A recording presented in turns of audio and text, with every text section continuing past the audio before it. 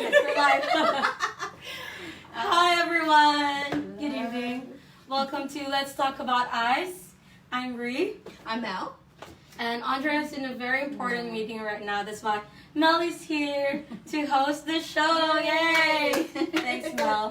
How you been? Yeah, I've been good. Oh, thanks for inviting me back. Of course. We love you. I miss you. I'm so happy that you're here. Yeah, and we have a very wonderful guest tonight. Yes, I heard she's got actually a really amazing she's testimony and transformation. So press share. Yep. Share it now. Share to your friends, family, everyone that's out there, any groups, anyone that you know that's actually really struggling and can actually have that word. Well, just got goosebumps. I know, right? Okay. A word of hope and light. Yeah. And, just be set free and just see that there's actually a future. It's really helpful, guys, when you share this, when you share our videos to your friends and your family, because after our live, like, we get a lot of messages saying, I need help, we need support and all that, and it's just overwhelming, really, you know? Yeah. So one share would help us change lives. So share, like the video, share it to your friends, share it to your page, your Facebook page and all that, or just, share the word. Share the video, share our live. Share the love. Yeah, share the love. And I would like to do some housekeeping. Yes. Housekeeping first. Not housework. Not housework. It's just kidding on red. Yeah, last time she said housework. And sorry for our voices, but we're good. We're good. All right. So first. So we've got this wonderful support organisation based in Nerang, but you can ring them up. It's 24/7, and it's Family Drug Support Information Brochure. This is a brochure. But they're a great organisation. You know, their number is, if you want to write it down, it's 1300 368 168. And it's just 186. 186. Let's do it again. 1300 368 186. And it's a telephone support line. So you know when you have those times when nobody's available and you're just reaching out and you just can't find someone that you need your voice to be heard and you want to reach out. This is a really good one, as well as Lifeline and as well as us. So we're here. We're 1-800-6686-423. Or you can call our family support. It's 0481 844 555. And of course, second to promote is the Rotary Gold Coast Ramble. So we've partnered with the Rotaries here in Gold Coast, and we're gonna have an event on the 21st of March, 10 a.m. at Chevron Island. So we'll give you all the details on our Facebook page. So make sure you follow our Facebook page. It's Australian Anti-Eyes Campaign, and all our social media accounts at Australian Anti-Eyes on Instagram. And at AUST Anti-Eyes on Twitter. But all of our news and anything that is going to happen here in the office and in the AIC, it's going to be posted on our Facebook page. So make sure you follow and like our official Facebook page, which is the Australian Anti-Eyes Campaign. Yeah. And you can also pop down to our office, which is 204 Nerang Road in Southport. We have an op shop here. Yeah, wonderful op shop and sausage sizzle, isn't it still? Is that still not at the moment, no, but we do have our op shop. It's open Tuesdays till Saturdays. On Tuesdays to Friday, it's open 10:30 to 4.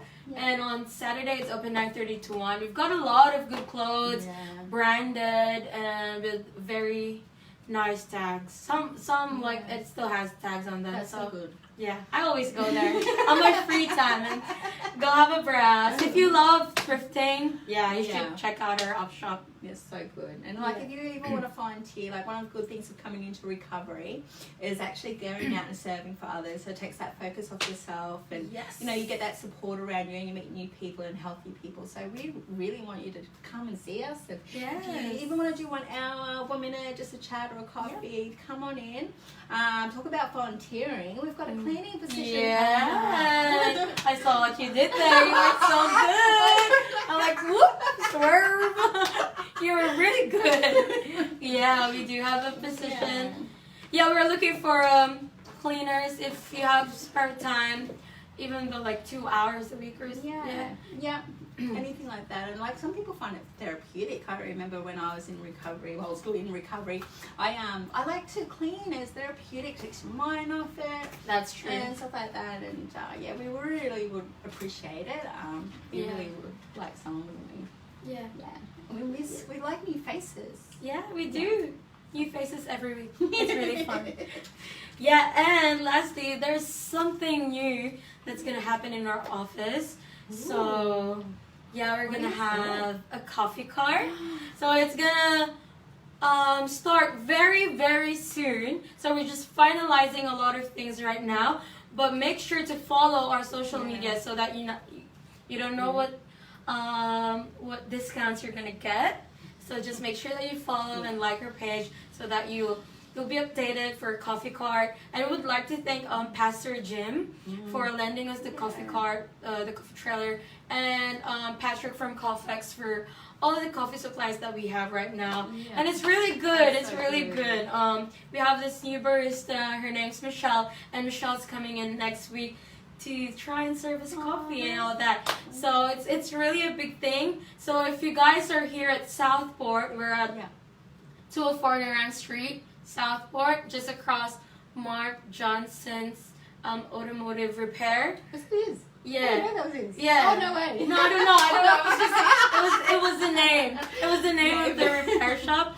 Yeah, if you guys are around the area, we are serving coffee soon. What do you know what day or date that people? Not yet. Yeah. But it's still a secret. Yeah. It's a secret. But yeah, you guys just watch out. Follow all our socials for all the updates. Yeah, and that's good. And like, as you know, that Australian Anti-Ice campaign just helps a lot of people out of addiction. And like, we need your support. We really need you to get on board. So if you haven't pressed share, press share. And on top of that, if you have a heart that likes to give and knows that it's going to go to a good place, and you feel free to think about it, pray about it. If you would like to pray, and you can find that information on our website. On our website, it's www.australianantiicecampaign.org.au. So if you want to join the army, join the army. There's a link there where you can join the army. Sign our petition, and if you would like to make a donation, every $10 that you donate to us help us change one kid's life. So it helps us in our workshop. So we are not-for-profit, so we're really relying on, sponsors and all that. And that's so good. And going back to the coffee club, when you come here, guess what you can get? What? Do you want to know what you can get? What can you get? You can get an anti-ice cup. And it goes with the coffee. Yeah. And then we have that for sale. How much do we have that for? I think this is $10. $10. That's so good. That's so good. And with a cheap coffee as well. And I know, right? Yeah. It's really nice. I make my coffee using this cup. And that's another way to support us as well. So people will see that name and probably be an open what is that? And not even one. Yeah. What's not even one? Yeah, I know. Good job, man. Good job. And as you know, our beautiful Andrea, she just has so many talents. That's what she is. She's just amazing. She's very talented. I love her. Just love her. We will talk about her case all the time if we keep going, wouldn't we? She has this amazing, beautiful CD called Highway Destruction. Yep. And it has so much beautiful lyrics that will probably relate to your journey and really melt in your soul and get you through. So this is for sale as well. And that's on our website, and that's how much? I forgot. Okay, so please jump on our website. Just go to our website, it's all there. But I think this is, it should be on our website. Yeah. And you can stream this on Spotify and Apple Music. Yeah. Highway Destruction by Andrea Simmons. And summer's going to end soon. It's raining now. So it's raining. We don't have raincoats or anything, but we have a hat. We have a hat. Well, you're good at this. I think I need to leave you. I'm kidding, but it's really good. I don't really suit hats, but we've got a beanie. Can you pass us a beanie? So this is our hat. you wear hats? I You love. wear hats? I don't wear hats.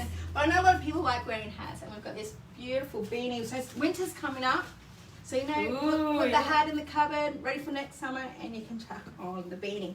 Now, most Queenslanders probably won't wear it because it's blue and it's not footy season, so go ahead and buy it. Help support us. And Yeah. Or they can just buy the shirt. the shirts. Yeah, comfy. Be comfy. Yeah. How much are the shirts? $29. That's Yeah, good. it's really good. price. Good price.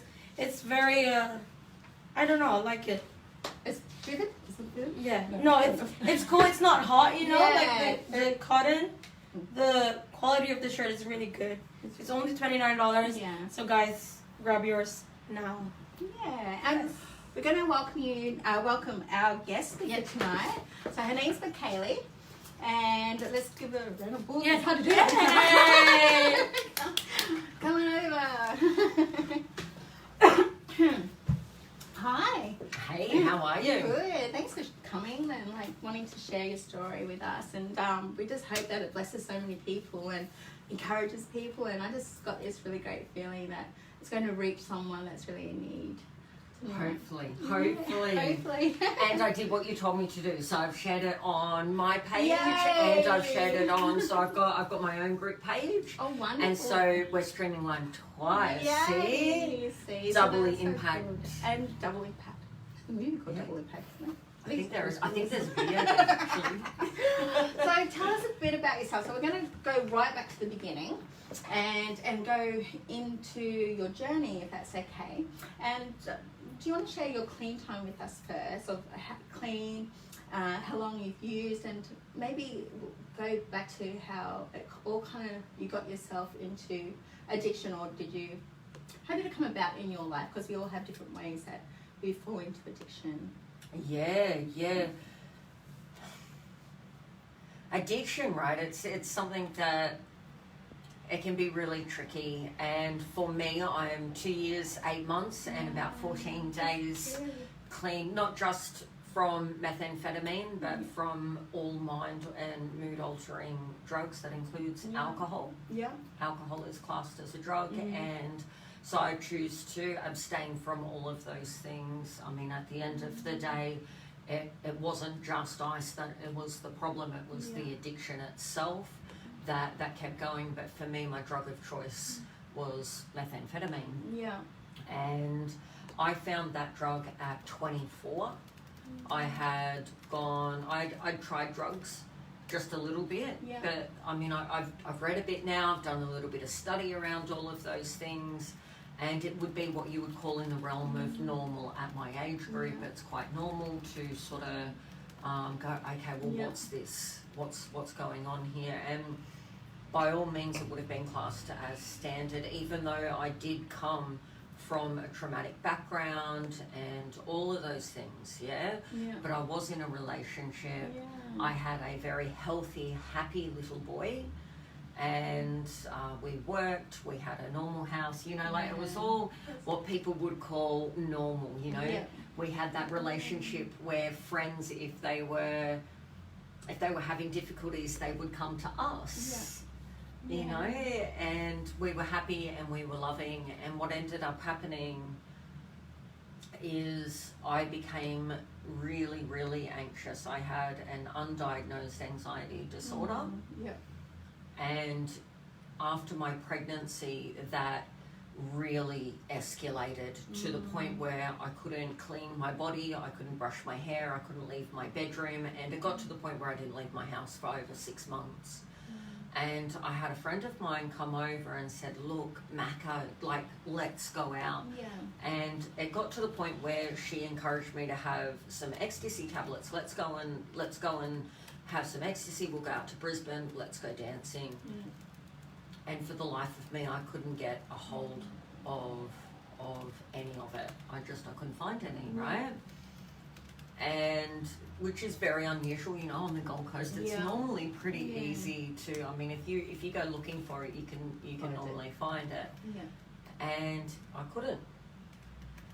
So I made a phone call to someone that was really quite close to me, and And so I said, well, can you get in? And they're like, no, but we've got something. Come over. And they were doing what they were doing, and they're like, here. And so here's this glass pipe that was handed to me with an unknown substance that was in it, and I smoked it. Wow, and that's just started off the whole journey of addiction, hey? Yeah. Wow. And I firmly believe, like, and I've done a lot of work over this stuff, and examining all through that timeline, I can safely tell you that I was addicted from that very moment. Yeah. It gave me what I hadn't had in so long. Yeah. And that was that like joy or like endorphins just went through and that rush of serotonin that went through, that rush of dopamine that went through for the first time, and I mean this probably the first time in close to 6 months I was laughing. Yeah. And I hadn't done it, you know. I mean, I was having enough trouble leaving my bedroom. Yeah. And this is the thing, like I had an undiagnosed mental illness. Yeah. I was to the point where I was wildly depressed. I definitely had a general anxiety disorder and a panic disorder that was also undiagnosed. And I mean, you know, you've got to understand that when you're to the point where you can't leave your bedroom and you check, like, and it wasn't spoken about. Mental illness wasn't spoken about to the point that it is now. The dialogue that we can have, even doing this, you don't have it. No, that's right. 16 years ago, you didn't talk about the fact that you can't dress yourself. Yeah. You got up and you did it, and there was that expectation, even though I was a young mum, that you're supposed to love motherhood and all. Oh, you must love being a mum so much. Oh, he's such a healthy boy, and he is, and he's just incredible. I'm so blessed with such a wonderful young man in my life. Yeah. But you get all these shoulds. Oh, you should be so happy. Yeah. So you look at you with your happy husband. You should be so happy. Yeah. A lot of assumptions from others, doesn't it? And I could not dress myself. So when given a substance that all of a sudden I'm laughing and I'm carrying on, and I felt normal for the first time in over 6 months, I can guarantee you I use that drug again. And that's what really happens. You get hooked on this feeling of feeling good, you've got energy, and it numbs that pain and that horrible thing that you were feeling of probably hopelessness, do you reckon? And that's why No, that came later. The hopelessness came later. So tell us a bit more of how it ended up rolling into just something that did you acknowledge it at an early age, or was it just more like you said 16 years ago, so 2 years ago? So I'm trying to do the math in my head. So I was 24 when I had my first try of methamphetamine. So when was the time that you actually thought, actually, I think I've got a problem and I need to address it? But because of did you get diagnosed with anxiety while you were in addiction, or was it afterwards? No, after. Ah, yeah. Okay. Yeah, no. So very, very untreated, very unspoken about, not talked about. The second time that I used ice, it was the very following weekend, and this is what really compounded the effect. As I said, I've gone through some trauma in my life and all of this, and it's discussed a lot in addiction circles that very rarely will you find an addict who hasn't experienced some form of trauma in their life. And I was definitely one of those, I mean, I used to be that person that could sit in a crowded room and feel lonely. And I had experienced that the majority of my life. I'm loud, I'm outgoing, all of these things happen. Michaeli, be quiet, you're so loud. All of these things. Oh, Michaeli, why do you do that? And so all this stuff happens, and from a young age, some things had occurred in my life. And what happened the second time that I used drugs, that very insecure, powerless little girl that was inside of me found power, and I found that power through drug dealing. The second time that I used that drug, someone knew that I could get it, and they asked me for it. Wow. So when you've got a very traumatized little person that's inside of you who has felt very weak, very worthless, and very useless for a really long time, Yeah. and all of a sudden I've got something someone wants. Yeah. And I felt powerful for the first time in a really, really long time. Yeah. So that was the very next time where a multiple addiction took place. I haven't just been treated for the actual substance, but the other secondary addictions that go along with that. And I can safely tell you I became very addicted to dealing drugs. Yeah, you do. I've actually experienced what you've been through. I think many people here are either experiencing it now, or you know, you will fall into that trap. When you use, there's always that opportunity to start dealing drugs and stuff like that. And we encourage you to not go down that path. And Michaela will share more about why that's not a good idea. But we do want you to reach out to us. So it's 1800 66 86 423, and you can inbox now. So you can write a comment. Ree's on admin. She's there waiting for you to, you know, say hello. Say hello. Ask Michaela some questions. She's like, there's a lot of people like you was just saying. I just got goosebumps again about trauma, and that's going through trauma right now. And you know, addiction's a way of numbing it. Absolutely. And then getting that power, as you were talking about, it becomes a power struggle, isn't it? Because Absolutely, yeah. With definitely. yourself. Can you tell us a bit about that power struggle and how you kind of broke out of that mindset to try to get clean? Because that's a very hard thing where I think people will be struggling right now to go, you know what, I want to get clean, but there's too much stuff going on in my life now that's just not good, and I don't want to deal with those feelings right now. And I really feel comfortable having the pipe or any way that you use.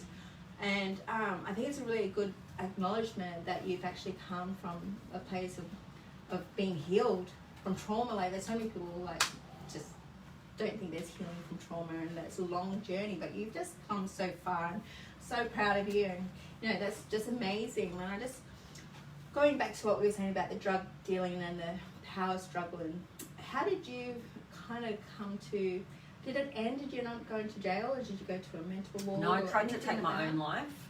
So, you know, there's organisations out there and they'll talk about jails, institution and death, and that's where I was going with those things. So after about 18 months of usage, my partner leaving me with our child, actually it would have been under that, probably only 12 months, you know, I mean, I hit rock bottom pretty fast. And my ex, who is my friend, by the way, just so that you know, we've got a really good working relationship these days. You know, families do get restored, and it takes time, but these things do happen. And he stood there with my little boy, and he said, "It's me and Christopher or the drugs." And this is something that kept me in addiction for a really long time. I sat there, it was Christmas tree there, and I went, "See ya." Oh, you just left. Because of the drugs came. Yeah. And he walked out the door, and so he should. And that's why I think having people like family support that can surround the families and encapsulate the families as they're going through that, because addiction is a family disease. To know that there's organisations that can be out there that can really wrap around you and or the family as you're transitioning out of an active drug addiction is just so important. So to know that you've got access to these telephone numbers and all of that it's important. It is, it's very important. And most addicts are left with nothing and no one, and so you can really start to develop this hopeless and helpless state of mind around that. Well, what's the point? And I was certainly like that, and I was just lucky enough that within this addiction, so I've had some clean time before, but within this addiction, because this is the one that has been a total life transformation, this is the one that has healed me from my trauma, this is the one that has relieved me from that hopeless state of mind, the suicidal tendencies, the self-harm, the addictions, all of those things. And it started with a friend of mine who, unbeknownst to me, had become a psychologist and had seen my really aggressive Facebook messages. Yeah. And they were very aggressive, you know. I had been robbed a lot. I was on the streets. I was very angry. I was really, really angry. And they saw that, and they encouraged me to come to a group. I'm like, oh, you know, why would I want to go to something like that? Why would anyone want to help me? I was on the street, and by this time I had stopped smoking the drug, and I had started injecting the drug by that time. You know, we're talking many years on. And I was an absolute mess. I had tried to take my life multiple times. The hospital knew me by face and name.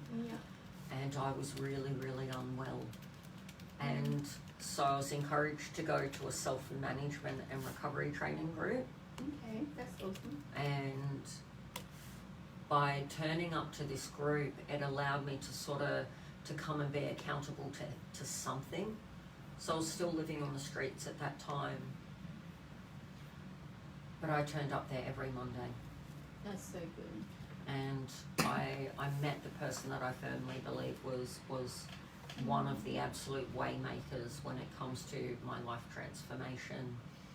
And I mean, this is what the power of an alcohol and other drug worker can do in your life, and that and the consistency around creating a system around the addict and around the families as they're learning how to change their life, as you're learning how to change your life, you know.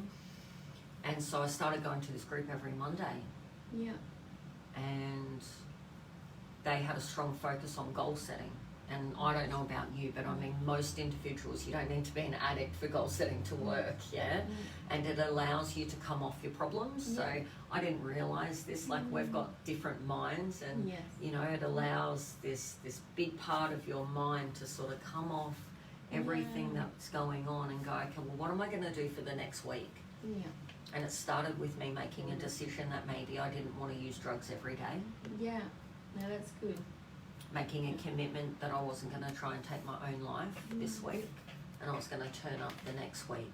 That's an important thing, you know, when you're working with someone that's suicidal, or if you're suicidal yourself. And there's numbers that are out there for that. And if you want them again, pop it in the message. And if you need support around that, or if you know someone that is going through that, learning how to have a dialogue with a suicidal friend or family member is really important. And I was one of those people. I was obsessed. I was absolutely obsessed with not wanting to be here anymore. I think a lot of people will be able to relate to that, and a lot of parents out there as well struggling with their child and not knowing what to do, and them coming home. Like, we've had people who's like saying that they want to, you know, their children want to harm themselves, and how can they support them and stuff like that. And as you heard Michaeli say, there's a lot of support networks out there. To the child who does rebel against that, because you obviously know the mind state of being that angry person, and some have being anxious, like, you know, the symptoms that you just don't want to, you social isolate. So what's the encouragement that you can just say that to that one person right now that really, really, really wants a counselor and reach out, but they're just so locked in yourself, you know, when your body and your mind's like, no, don't do it. And but your mind's like, I want to get clean, and you have this like battle in your mind. What's an encouragement you can say to that individual to just make that first step into a self-recovery program, to bring a counsellor, to talk to their parents and say, hey, I'm really struggling right now, can you help? For me personally, I wouldn't even start with anything like that. If you have any friends that are left, and you may or you may not, but I would start with a friend first. Is there a safe person that's actually in your life that you could trust enough with any type of feeling? And rather than you go to them, ask them to come to you. As long as you have a safe environment for them, you know. I mean, I know that I used to live on the streets, and I lived in some really unhealthy environments. But if you have an environment that's safe enough to invite your friend into that, rather than go to them, which might be a bit too anxiety provoking, to maybe ask them to come to you and just say, hey, you know what, I'm having a really tough day. And it's good. You can also ring that family family support group, and you can also contact us right now through our comments. I know we keep saying this, but we're really here to support you and to encourage you, and we really want to see you set free and come into recovery. But you going back a bit, so you mentioned about family and restoration. Yes. That's really powerful. I come from that background, and I would love for you to elaborate on how freeing and wonderful and hope that it can bring when you come out of addiction, because many people lose their children in addiction, and they lose it to mental health coming out afterwards, and having probably the other person, as you know, it is good that they've taken the child away from you because you're not in a healthy environment and safe place. But what's the hope and the awesome feeling that you got when you got to restore your friendship with your ex-partner, and you know, the son, and a moment with him where everything just was normal? There was no well, that's only just happened. So the friendship has been there. Okay, he's one of my biggest supporters and things like that. But that's only just been restored to me. Goodness, God worked in my life 3.5 weeks ago. Oh, man. 3.5 weeks ago, for the first time in 5 years, my son and I were under the same roof. That is so good. So I was in a 1-bedroom granny flat, and I've learned how to heal from what has hurt me and all of those things. Yeah. And so for the first 6 months of having stable accommodation again, I was sharing with someone, and then I moved out and I went into a 1-bedroom granny flat, and I learned how to be an individual again, independent again, and all of that, you know, while I went through that deep healing process. And my son, who turns 18 next month,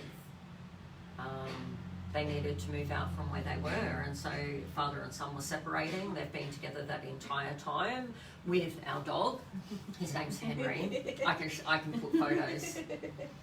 And their cat Munchkin. And what ended up happening from that is Russell asked if I would start looking for accommodation, and Christopher would like to. That's so good. Yeah, so Christopher is my son, and God blessed me. You know, I was really blessed with a home, and I just, you know, with everything going on with COVID, I'm like, the impossibility of what was being asked of me. Yeah.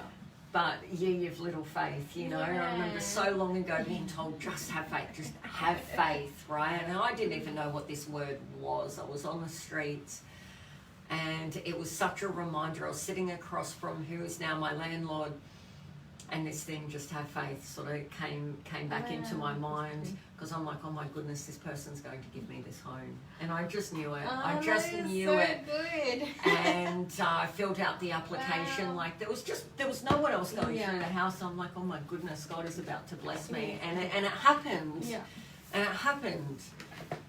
And so 3.5 weeks ago, 3 houses, 1 storage shed, my house, and then Christopher and his partner's house, all merged into a 3-bedroom house. So good. 2 years and 7.5 months on. You know, there was a restoration of family with that. You know, that had already happened. There had already been a, you know, an amends process, and there had already been a coming together. But I had given up many years ago of ever being what a mother. Again, you know, a mother that had a child under their roof. I had given that to God a long time ago, and of the understanding that they're the consequences for my actions. You know, I walked away from my family, and I chose drugs over my family, and never did I think that my son would be back under my roof again. I thought that I would be that individual going forward who had an adult son. That's what I thought. And he had different plans. It is so good, so good. The Australian Anti-Ice Campaign isn't a religious organisation, just to put it out there, because we do have people contact us and comment saying, are we that? We are, some of us are from faith. I have faith background, obviously you do, and God does restore, and He's wonderful and awesome.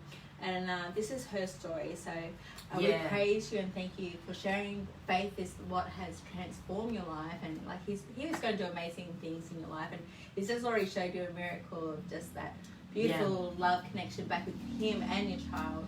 And God for anyone can be of your own understanding. You know, in whatever way, shape or form that is, never, and I truly mean this when I say it, I never thought I'd be a Christian. Many people have said that to me. I just didn't. That was not on my agenda. And it wasn't. It wasn't on my agenda. It was on his, but it wasn't on mine. I honestly never thought that I would live to the age of 40, let alone the fact that I turned 40 during COVID and at that. Thanks. So this new way of life for me is completely different. I thought I would be dead. So all these different moments are all really quite new and fresh, and I thought I would have passed away from my actions around choosing meth. I just did. I had given up all hope. You know, when you live on the streets long enough and you use the amount of drugs that I did, it's quite easy to lose any hope that things get better. But having systems, so even just one, and this is what I was meaning around just that one person, is there anyone that is in your life that could possibly be a safe person for you to express yourself with without that judgment? Now, if there isn't, this is where organisations come in, and I would encourage you to most certainly. We've just got a question. So your attention go So the question is from a what do you call it? Person. From the admin. So what's your worst experience while you're on ice and living on the streets? My worst experience with ice is the paranoia. My worst experience living on the streets being a woman is I would not go to sleep at night. I only did that, look, am I allowed to say the word? Yeah? Look, rape is very prevalent, and it just is. And so I was very, very aware of the fact that I'd known a lot of people that have experienced that.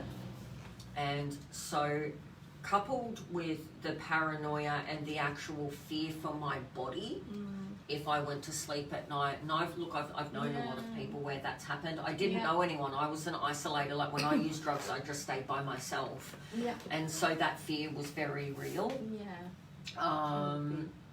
And so I chose not to sleep at night, even if I could sleep. I chose not to do it at night, and I would just go and find a beach to sleep on, or a couch if I was lucky enough to be blessed with a couch.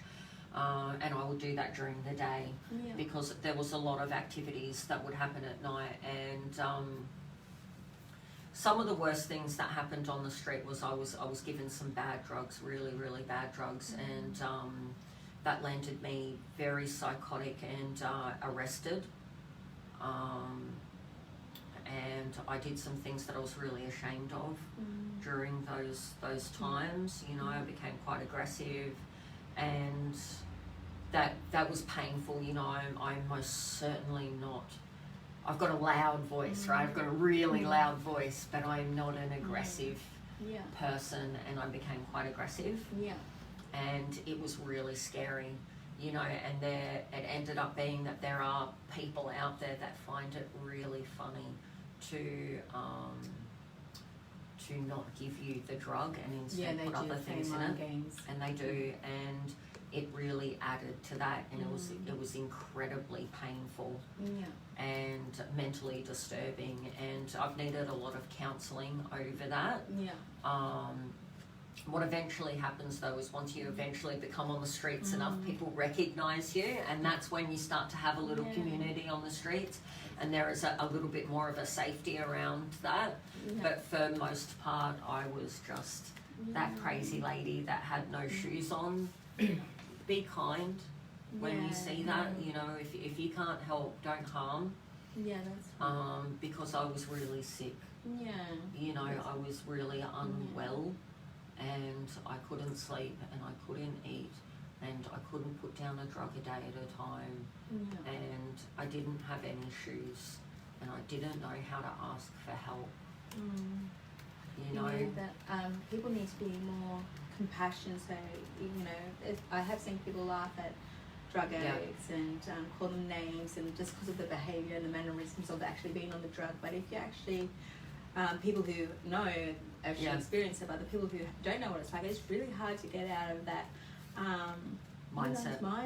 Yeah. So to talk about that, how did you, when you went to that self-recovery and you know, you started getting clean and stuff, how did you start to learn to control your cravings, your urges, and, you know, emotional regulation? Was it it's a journey, but what was the most challenging part of coming off clean? Having to have a feeling. Oh my goodness me. And trying to numb that feeling? Yeah. So, drugs, particularly ice, will most certainly help you pretend that you don't have a feeling. What it does is it suppresses it instead. And so to learn how to experience an emotion without picking up a drug, and this is where support groups really come into play. Am I allowed to mention them by name? Are you allowed? What do you like? Is that okay? Yeah. So I got quite involved with. I'm very involved actually with quite a few support groups, things like Quins, so Queensland Injectors and things like that. So they started my counselling process, the Salvation Army, and an organisation that just transformed my life, which was Drug Arm. And I stopped self-harming after that. That is so good. And I cannot express to you, if you could ever have that moment of courage and ask for help. These organisations, they're trained professionals, they're in dual diagnosis, they understand the addict, they understand the substance use disorder, AODS, all of that. If at any time you could ever work up the courage to just reach out and say, I don't know what I'm doing, I've done that. Yeah, and you mentioned Quinn, and I was with Quinn too for many years, and that's not a Christian faith-based organisation, but they reduce harm. So as you know, you can go in and you can still be on it and just say, I need help, and they'll help you reduce that and use safely, and then you kind of want to stop, because then you've actually broken that barrier of well, I needed to learn how to not have it once to realise that I can't have it once. Yeah, that's if right. that makes sense. Yeah. It's very challenging to go, oh, well, just don't use the drug. Well, you know what, that doesn't work for people like us, you know. It is a diagnosed disease, it is a disorder, and things like that. And once you've created that habit, we're talking mindset here, how is it? Well, firstly, you need to understand that how your thinking is possibly affecting your life, and it could be really detrimental. And these organisations, they understand the mind of someone who is in an altered state, who's possibly doing things that we may think is really abnormal, but they're very normal to you, you know? Like when you use drugs, what we think is normal is not what the public think is normal, but we're so used to that. And alcohol and other drug workers understand those things, and they can help you go. And for me, I mean, my journey started because I needed to learn how to stop self-harming first. That's good. And through the reduction of the self-harming, I could then reduce harming myself through drugs. And that's what these organisations did for me. It's amazing, your transformation of that's a very big thing. It's not just addiction. You've overcome trauma. You've overcome harming. That's just amazing, and I think just applaud you. You know, that's bringing hope and light to all of us, myself included, and Reen. That's just really awesome. I think accountability is one of the first things that really started to spring to life, is to know that I had a group to turn up to once a week. And I was still on the street, and I was on the street for months after that. Months. It must have, I think, I got off the streets about 4 months after that, but every Monday I'd turn up to this group. I wasn't judged, I wasn't ridiculed, I was suicide. I cried nearly every time I turned up to this group. That's so good that you had that. You know, but it got to the point where I wouldn't use on that day. Oh, that's good. You know? Yeah. And it wasn't like, it was through them we did goal setting and things like that, but it got to the point where I stopped using on that Monday. And you know what happened? It eventually got to the point where I didn't use on Tuesday. Yeah, that is so good. And that's just the baby steps of getting into recovery. And, you know, if you want to give us a call on the number 1-800-6686-423, we can buddy you up we've got a buddy system. So we can buddy you up with someone that can walk alongside you, help set those goals. We've got like counsellors here. We really want to get alongside you and you know, help you make that first step that you didn't. How many people are online? Right now it's 13. 13. Hello, 13 people. Well, I'm 2 of those people. I'm on twice. Out of the people that are online, tell me something. I'm really, really, really curious about this. What was one of the first things that you guys went through where you realised that you could change? That's good. You know, what were those first moments where a little bit of clarity came to mind for you around that? You know, for me it was learning how to have that feeling, you know, without needing to use a drug. But what was it for you as you're going, whether you're using or not using now, you know, where was that moment where you've gone, well, maybe I can change? You know what I mean? Yeah, that's a really good question.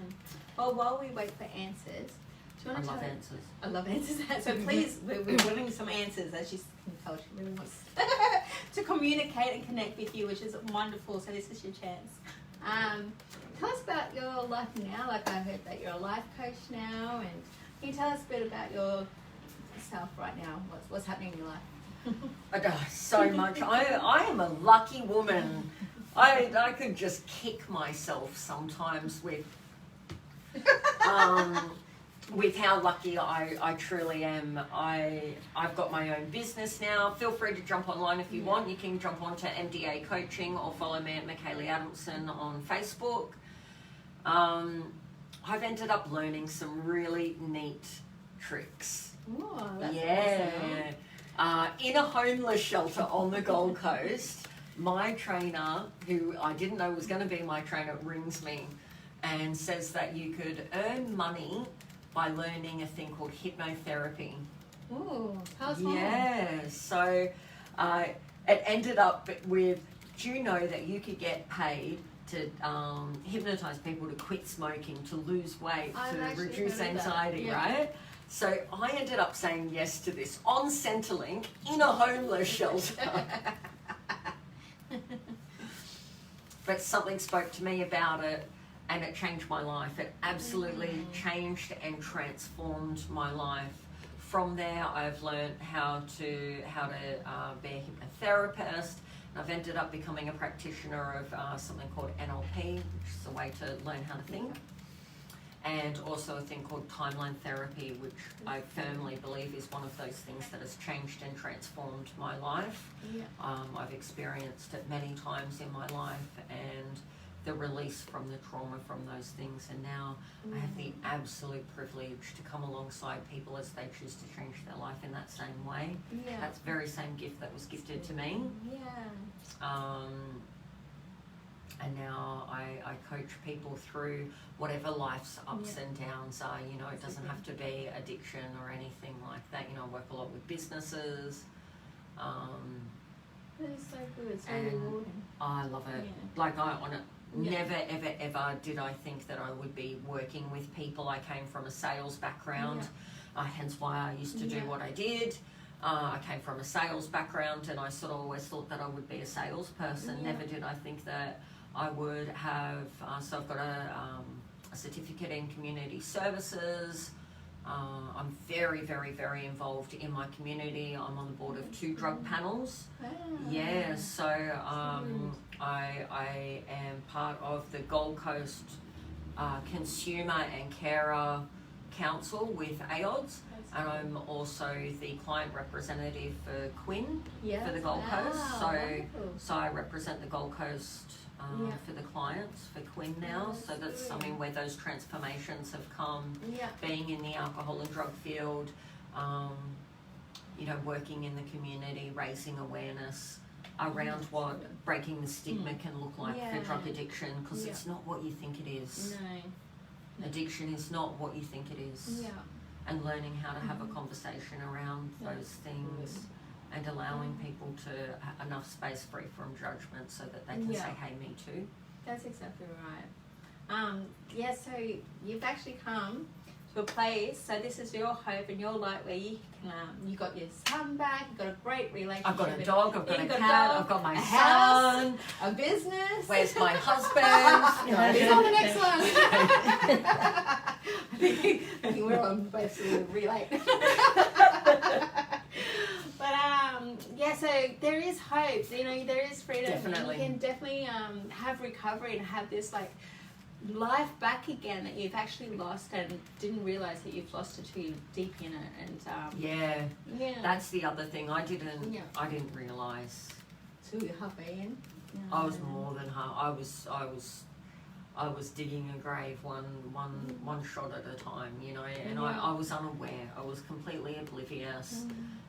Denial safeguards you from those things, and I thought I was cool. I really did. We have a question for you. How do you deal with trauma? What are the ways to do it? Counselling, absolutely agree with getting a support system around you. It can be really lonely at times, working through, like going through and really connecting in with yourself can be quite sensitive. I'm mentored, I'm coached, I'm counselled. I'm only counselled now about once a month. I was every week, sometimes twice a week initially. And for me, timeline therapy has been one of those really big things for me. For myself included, what is timeline therapy? Timeline therapy, it's like a combination of hypnotherapy and NLP. It's the way that we use our mind. But timeline therapy is a mixture of a whole heap of modalities. And it works on something called Gestalt. So a lot of people out there, so if there's any practitioners that are out there, a lot of people will have heard of Gestalt Therapy. Psychotherapists use it a lot, and it uses that same therapy. But what it does is it allows you to clear negative emotions. So those emotions from the past, which is what trauma, you can have a repetitive trauma, but it's a lot of repressed and suppressed emotions, and it allows you the ability to discharge that without having to go into your trauma, and that's why I like it. There have been at times where I've been dropped into my trauma, and it's been incredibly painful, whereas this actually keeps you well above it, and it allows the mind to observe without going into. And it's been really it saved my life. I know it saved my life. That is good. There's just different ways to work within that trauma. I'm not a medical professional. I'm not a mental health professional. What I am is a coach. All right, I come alongside you, and there are different therapies that can be used with that. Hypnotherapy allows you to become deeply, and I mean this, deeply relaxed, something I've never been able to do in my entire life, deeply relaxed to the point where you are so calm that you can observe what's going on rather than be what's going on. And that's there for releasing that trauma. Has been what's completely changed the game, completely changed my life. That's so good. So rather than looking through that trauma with your own eyes, being able to exactly, and timeline therapy allows you to take that. It's like that proverbial step back and go, oh, that's the thing. And you get clarity and see more about it. So if you're interested, text inbox now, and we can give you your Facebook page and your group if people are interested in doing that there. I do a free goal setting class every week. I love goals, and we've discussed why. You know what I mean, when you're walking in off the streets and you start working with groups who it's all right that you haven't brushed your hair that day, all of a sudden you become quite passionate about goal setting, and so I do that on one of my Facebook pages, and it's just a group of like-minded people. We're not all addicts. It's not that, It's a group of people who are looking to transform their life, learning how to have different thinking around whatever it is, you know, and just going, okay, cool, how do I goal set? When do I goal set? And how do I make it happen? And I love it. It's really supportive. You know, we've got a little group and we go, and one of the girls set a monthly goal, got it done in 10 days. That is awesome. 10 days. And that's what I think the power of a group is, being around an individual who goes, yep, I'm going to cheer you on. We already know how to be negative. Yeah. We know how to put ourselves down. We know how to be miserable. Most people do anyway. And I know I certainly did as a drug addict. I was very, very good at that. Yeah. You know what I didn't have though is someone going, you can do it and cheer you on. You can do it. We're here for you. Australian Anti-Ice is here for you. Absolutely. Michaela's here. McKaylee. You all stop it at one time. She is here for you also, and we do have programs that come our way. We wanted to do one last year, but because of COVID, it's kind of being pushed back, and hopefully we're going to go forward with it this year once things let up.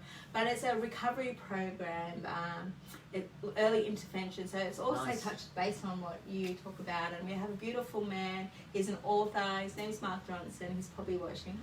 And it just helps you with those negative mindsets and how to deal with anger and all the basic things that some counsellors don't actually go into straight up, like give you the dot points beforehand that I've experienced. Yeah. And I know that not everyone, but if you're one of those 1% like me, just know that we're here to help you from right from the beginning of just having yourself feel safe and to trust someone, and that your feelings are validated. Whatever you're going through, even if it's a speech psychosis moment, we're here for you.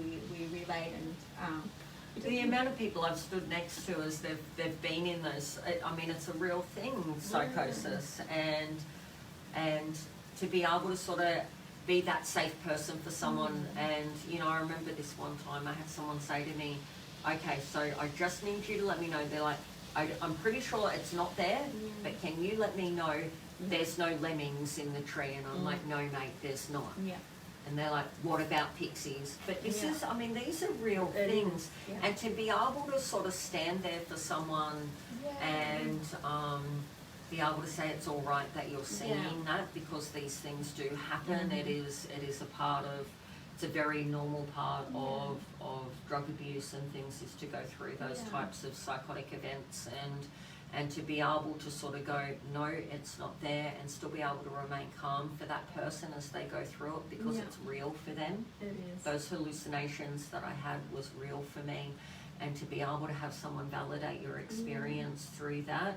And again, that's what I feel the power of groups, the power of these types of organisations can do for you, is to say, if it's real to you, it's real. At the end of the day, this is real. That's right. I just had what do you call it, thought come in. We the Anti-Ice campaign, we go out to schools and we go out to prisons and we educate, you know, our youth, our next generation of, you know, not getting into drug addiction and stuff like that. What would you say to, if it was your son or if it was someone at school, like if there's a mother, or you have another question. And I can't see. What can you say to people who are losing hope, to people who want to get a new life but are scared, and people who do not believe that drug is evil? I don't think that the drug is evil. I do. I believe it's. I believe it can put you in the mindset that is very dark. I wouldn't say evil. It does put you in dark. But I mean, it's. I'm not. Yeah, I'm not. Look, I'm not. Look, I mean, at the end of the day, it's like when people say money's evil. The drug alone, if you don't touch the drug, there's nothing wrong with the drug. It's just a drug. It can't actually get you. But it's what we do with it that affects us. You know, you put that into your system and you are going to feel an effect. So the thing is just don't put it in there. You know, but I mean, that's all well and good to be able to say that if you've never had it. But this drug is addictive and it's very quick.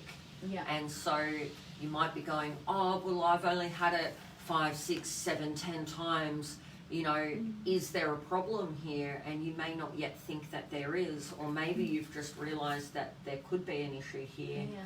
What is my family going to say? What are my friends going to say? Are they going to judge me? And the first thing that I would suggest is to really acknowledge the fact that you are correct. It is scary. You know, be your own best friend with this. What would you do if it was your friend that came to you with that? And treat yourself in that same way. Yeah, that's so good too. Thank you for that reply and comment, because with a lot of kids do get offered at the age of 10 these days. It's disgraceful. It is. And as you're going back to the very beginning of our interview, that you said that gives you that high end joy and like and that's how it gets addictive. Don't be fooled by that. No. Run. Yeah, just that. And I do believe that, right? Run. Yeah. Get far away from that. Yeah. It's Yeah, don't feel peer pressured by friends or that, like you said, you know, wanted to be cool.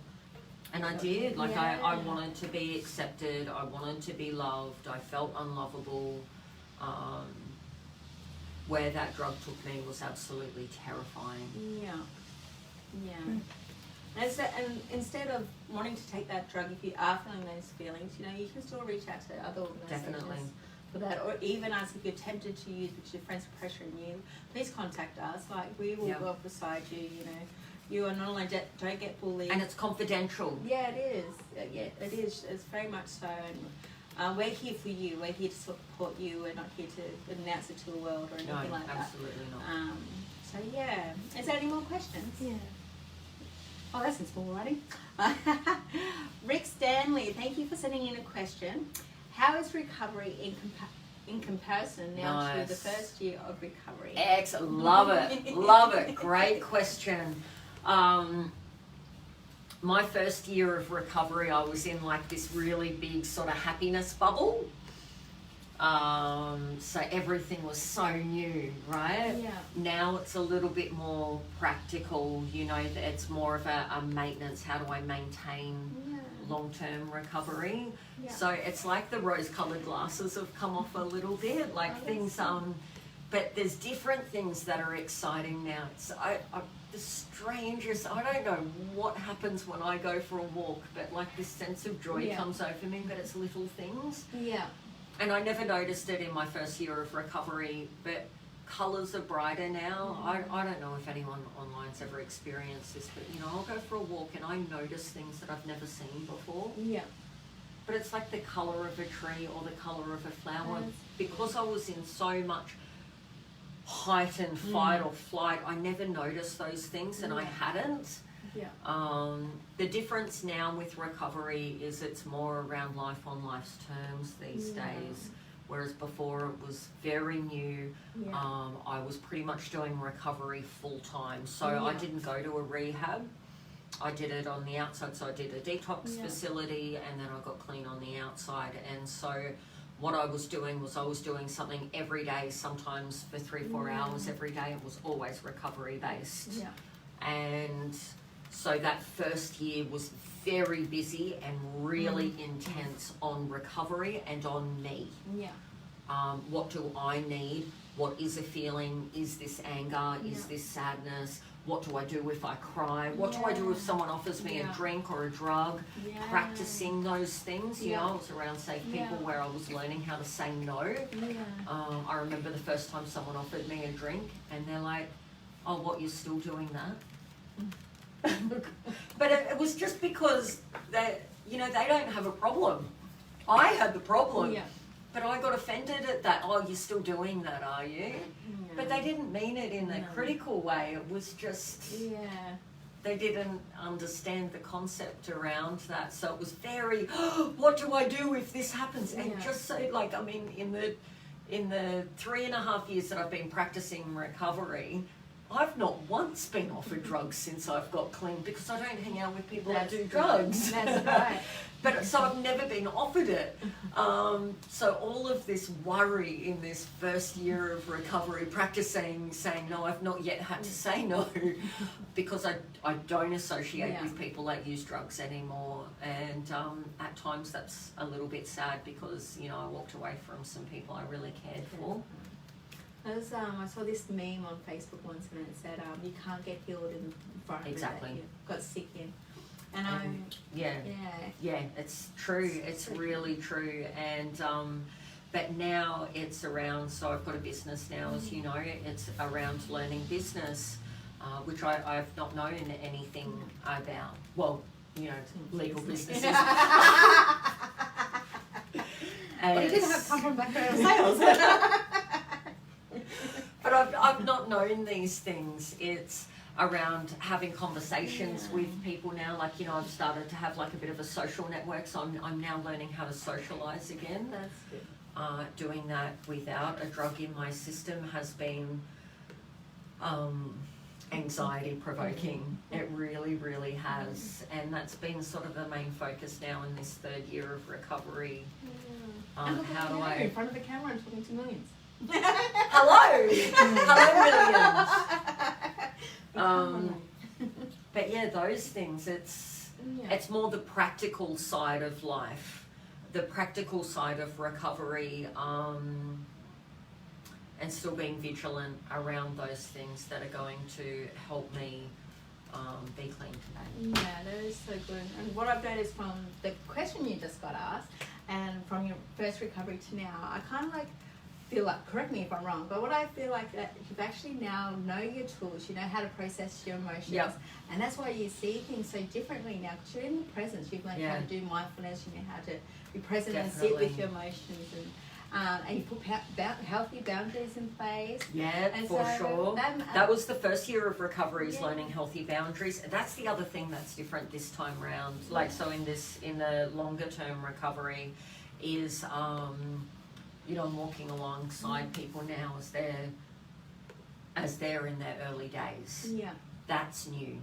That's something that's different, you know.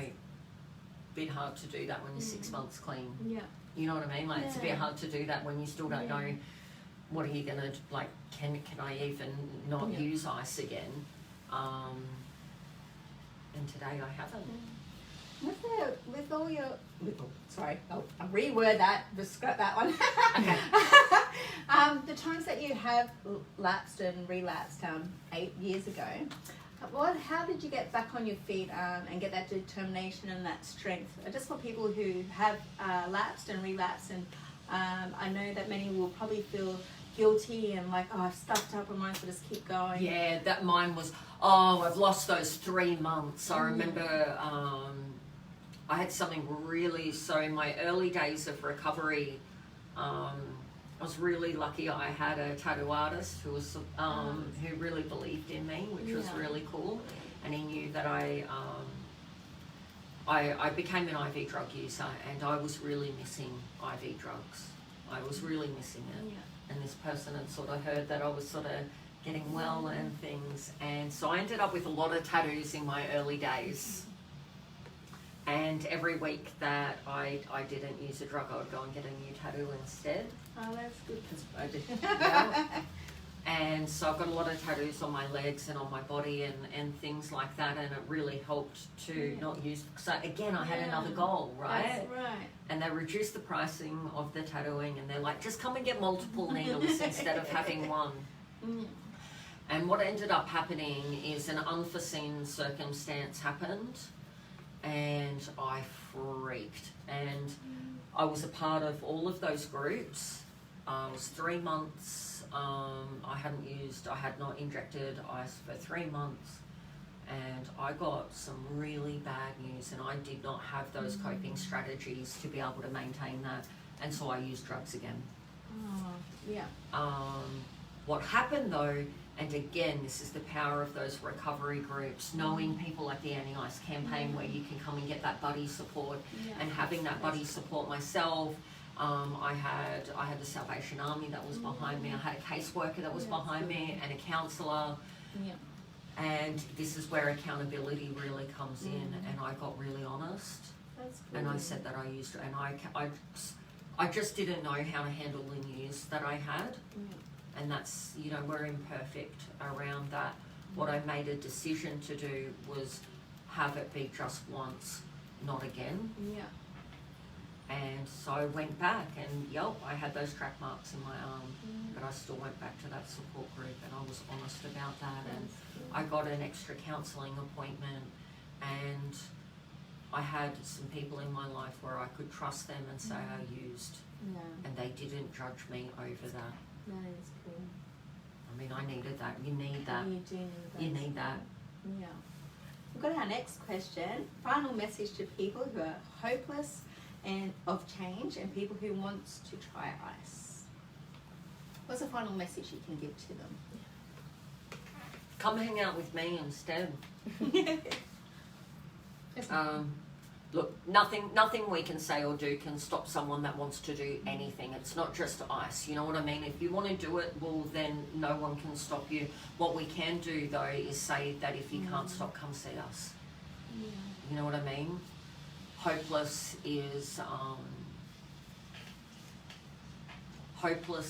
is a very, very different thing to someone wanting drugs. Hopelessness can lead to suicidality and suicidal ideation, self-harm, all of those things. So it is understandable that sometimes people might reach out for something to help them get through that hopeless state of mind. But there are people that are out there that can help you as you've learned, as you're going through that hopeless mindset. And it is a mindset. And the drugs do not solve anything. No. Sex, drugs, alcohol, shopping, gambling, all of those things, those external things, it doesn't solve the problem. No, it just creates more internal problems. It will, and it will create more conflict within you. But at the end of the day, if you want to do something, you want to drive drunk, no one can stop you driving drunk. Okay? The police will if they pull you over, and the police will if you're found with a drug in your system or on you. You know what I mean? But at the end of the day, all I can do is say I do not know anyone that has successfully tried that drug without having some type of negative side effect from it. And if you have, look, I'd love to speak to you about it, but if you're, that drug is incredibly, you change like that. You change like that. It is perfectly normal to want to experience an altered state. You know, people have been doing that for a really long time. I would suggest that you do not do it with that drug. Yeah, and you hear so many testimonies that we have every Thursday of like what this drug ice can do to you. So it's good that you're getting that information. So stay connected with us. We are going to wrap up, but you can contact McKaylee still. We're going to tag her in our Facebook post, which we already have, but she's streaming double time. So please stay in contact, reach out. Hope you have a really, really good weekend, and just know that we're here for you and we love you. Okay, and we've got this awesome saying that we do, not even once. You want to try it? Okay, I'm not very full, but I'm going to do it, right? All right, yeah. Not even once. Mad. Awesome. See you. Bye.